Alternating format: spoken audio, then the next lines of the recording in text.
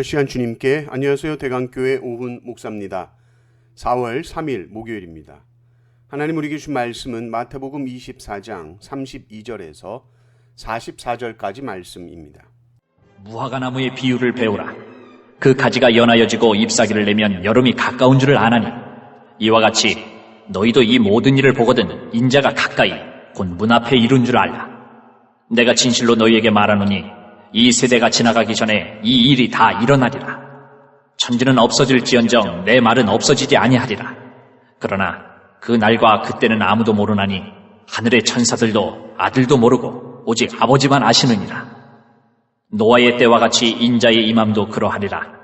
홍수전에 노아가 방주에 들어가던 날까지 사람들이 먹고 마시고 장가들고 시집가고 있으면서 홍수가 나서 그들을 다 멸하기까지 깨닫지 못하였으니 인자의 임함도 이와 같으리라. 그때에 두 사람이 밭에 있음에 한 사람은 데려가고 한 사람은 버려둠을 당할 것이요 두 여자가 맷돌질을 하고 있음에 한 사람은 데려가고 한 사람은 버려둠을 당할 것이니라. 그러므로 깨어있으라. 어느 날에 너희 주가 임할는지 너희가 알지 못함이니라. 너희도 아는 바니 만일 집주인이 도둑이 어느 시각에 올 줄을 알았더라면 깨어있어 그 집을 뚫지 못하게 하였으리라. 이러므로 너희도 준비하고 있으라. 생각하지 않은 때에 인자가 오리라.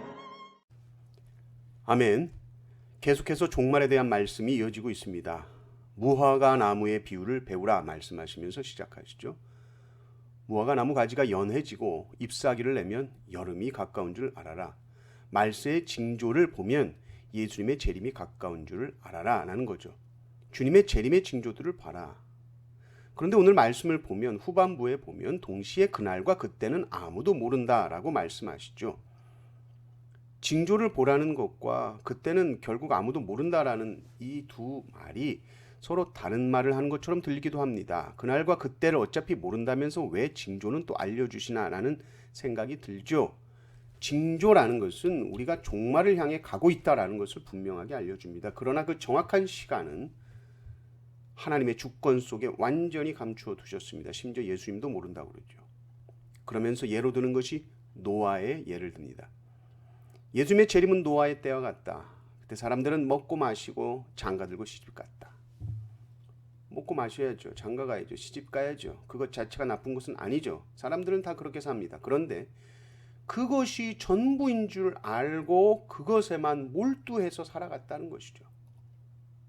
그러다 구원의 날에 한 사람은 구원받고 한 사람은 버려둠을 당한다. 구원과 심판이라는 것이 삶의 순간에 순식간에 갈려진다라는 것입니다.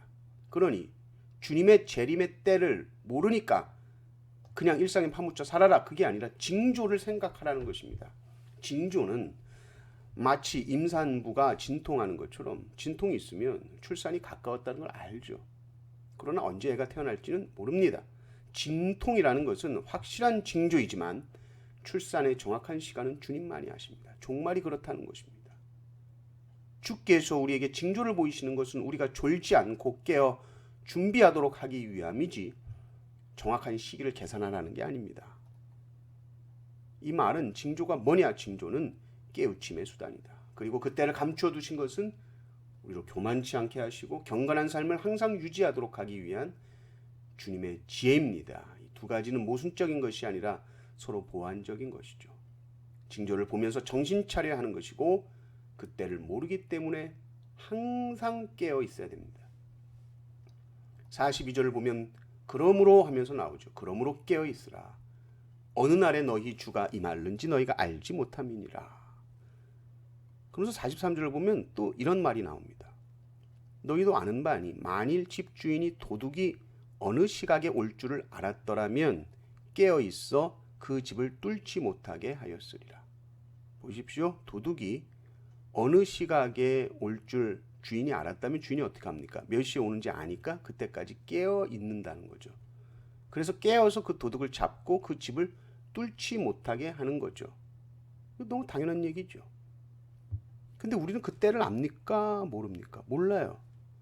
아니, 그럼 모르니까 언제 올지 모르는데 어떻게 깨어 있냐는 거죠. 그럼 모르니까 깨어 있을 수도 없고 그냥 도둑 맞는 거야. 그 말이 아닙니다. 예수님이 말씀하신 것은 시간을 안다면 누가 안 깨어 있겠냐 그 말이에요. 시간을 안다면 다 깨어 있다. 보십시오. 시한부 종말론자들 자기들은 시간을 안다고 설치죠. 그래서 자신들은 깨어있는 성도인 양 행세합니다. 그러나 주님은 다르게 말해요. 시간을 알면 누군들 깨어있지 않겠냐. 그러나 우리는 모르기 때문에 항상 깨어있어야 된다. 그 말이에요. 시간을 알아서 깨어있는 것은 믿음이 아닙니다. 그냥 계산된 반응일 뿐이에요. 도둑이 새벽 3시에 온다 알아요. 그러면 2시 55분까지 퍼져 자고 있다가 5분 전에 깨서 준비한다. 이게 무슨 경건이고 이게 무슨 믿음입니까? 시한부 종말론자들은 재림의 때를 특정한 지식으로 알아요. 그리고 행동하려는 그런 시도를 하지만 그건 믿음이 아니라 조작된 확신이요, 잘못된 신앙적 교만이요 자만입니다. 믿음은 보지 않고 믿는 겁니다. 내가 다 알지 못하지만 주님을 신뢰하는 겁니다. 내가 시간을 알지 못하지만 주님 오신다 하셨으니 항상 깨어있는 것, 그것이 참된 믿음이요. 이것이야말로 깊은 신뢰 속에서 나온 믿음입니다. 불확실하지만 언제인지 모르지만 항상 깨어서 주님을 기다리는 삶, 그것이 참된 신앙입니다.